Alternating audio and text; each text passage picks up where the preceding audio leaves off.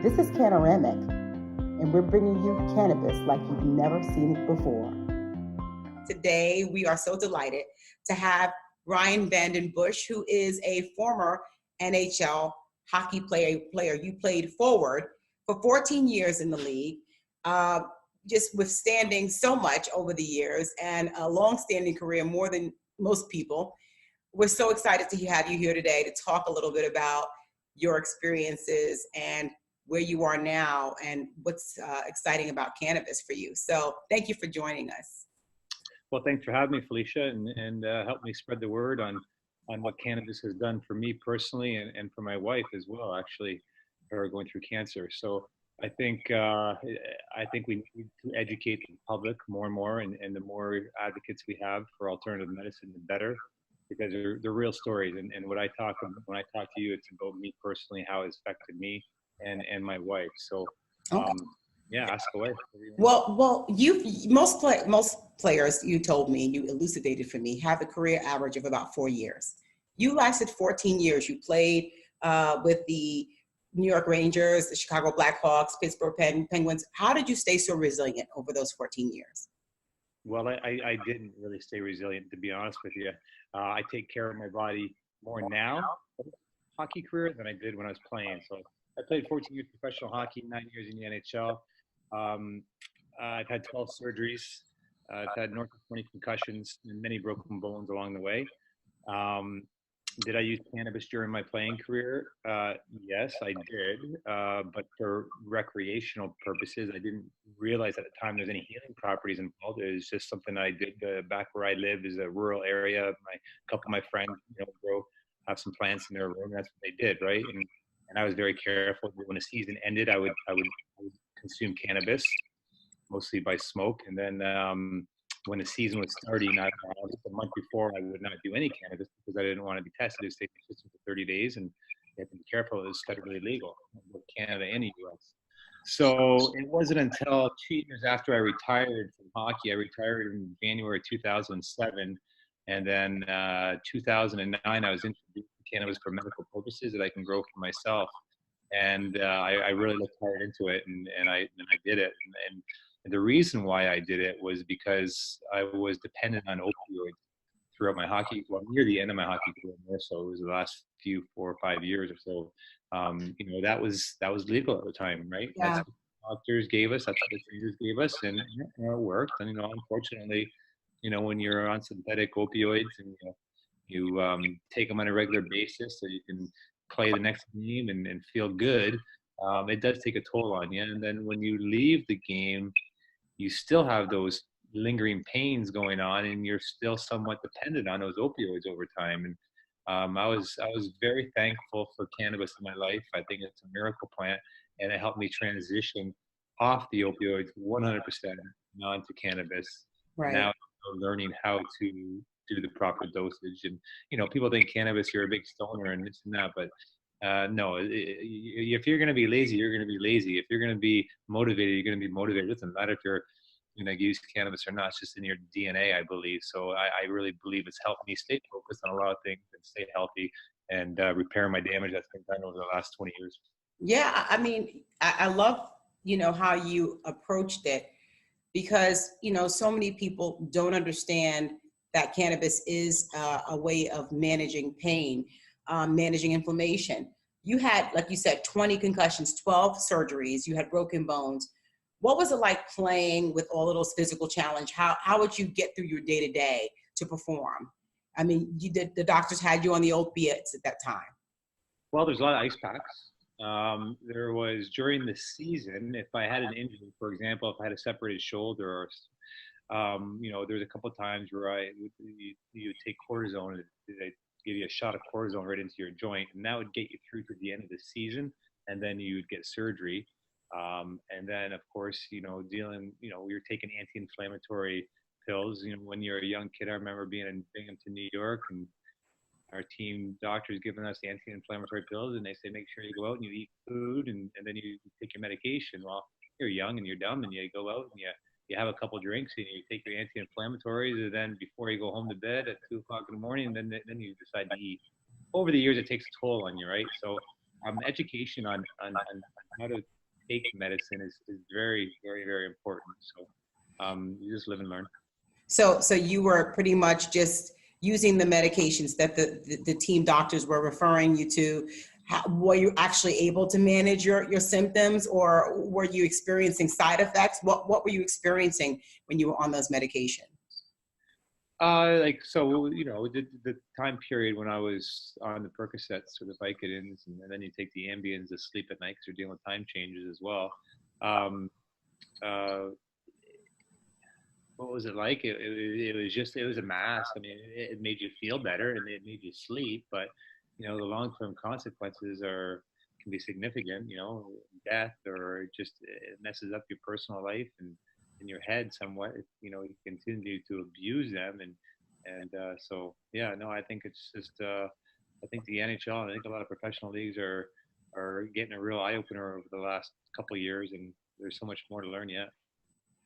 You is that typical for an athlete? So they get an injury, they see the team doctor, and then they go through surgery, physical therapy, and then ultimately there was some sort of medication over a prolonged period of time.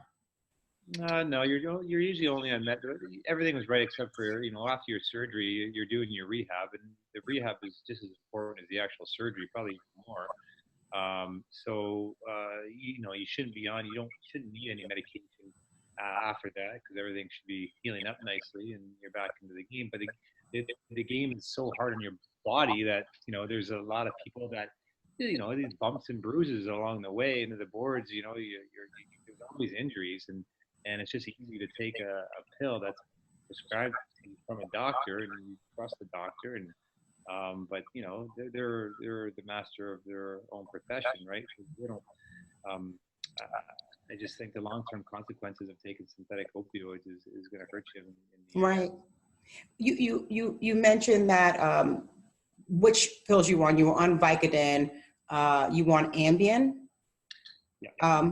Tell us about what you were on and kind of what the effects were, personality changes, things like that. What were you experiencing from those medications? Well, obviously the Ambien you take at night, just because you need to get your sleep in, and when you're dealing with time changes in your travel schedule, it's an easy thing to do, and it just gets you to sleep real fast, and it worked great.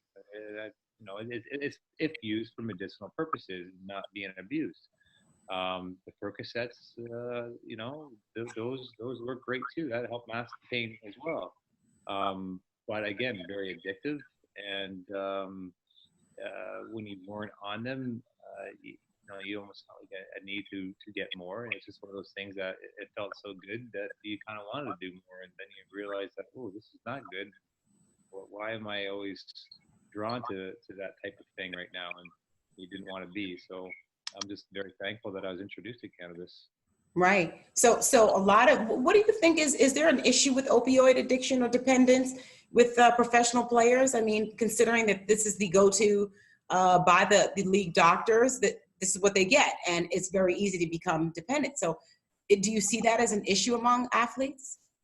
I can only speak from my own experience, and what I've seen personally, and I every team that I've been on, I can tell you that there are a handful of people that are dependent on the opioids. When I was playing, I don't know what the league is like now. I know it's still going on, but I don't know to what degree.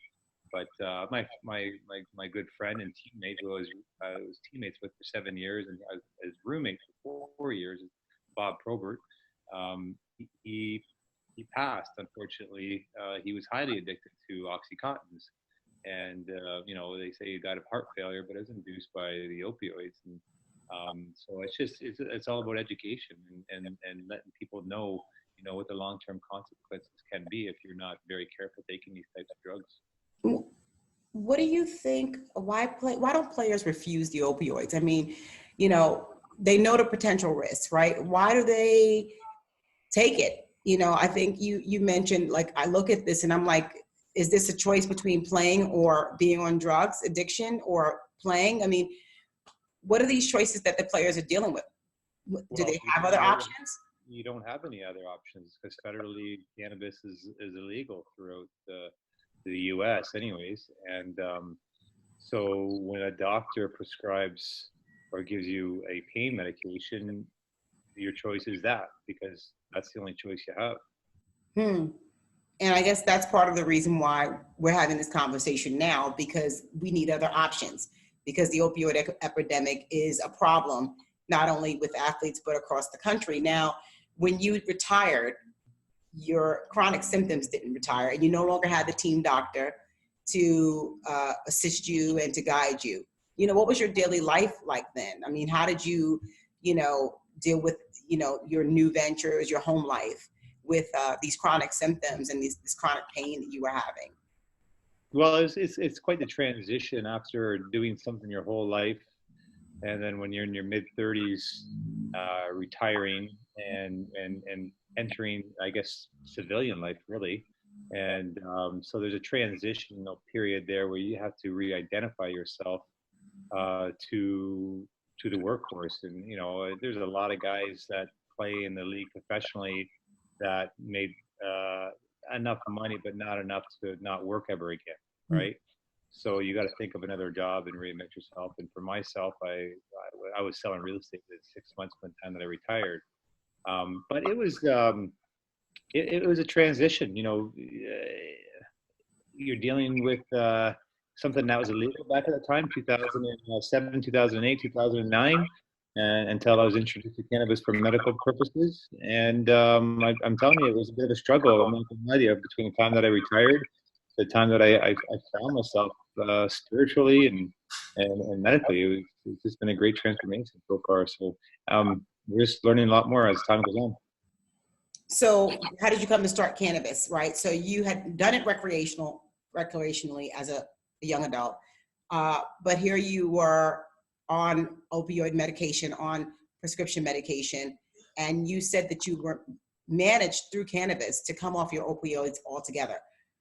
How were you introduced to that aspect of medicinal use for cannabis, and how did you manage to come off of all of your prescription drugs?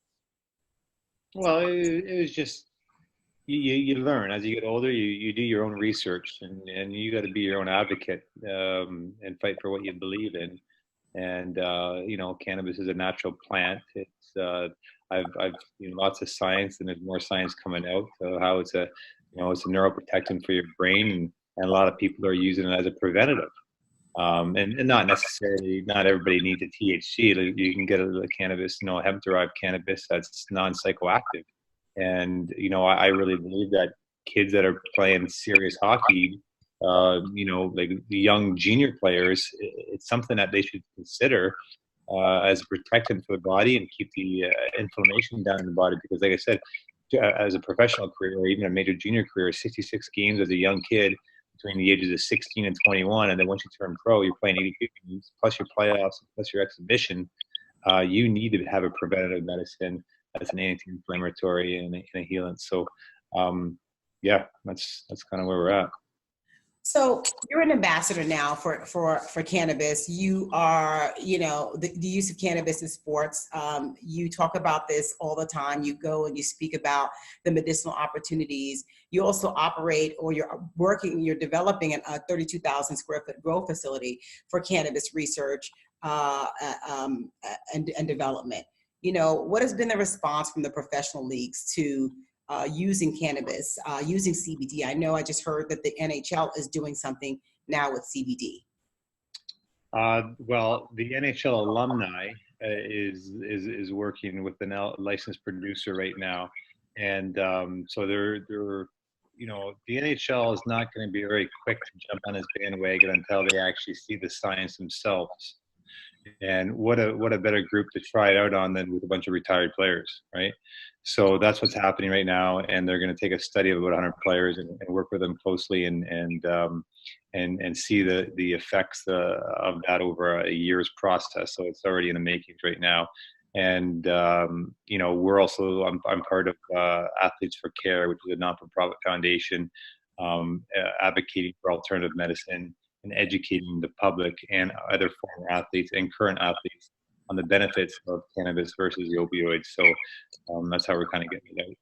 Right. Well, it's possible. We know that federally here in the States, you're in Canada, that we could feasibly use hemp-derived CBD for treatment instead of, because federally the cannabis with THC is not legal at this point.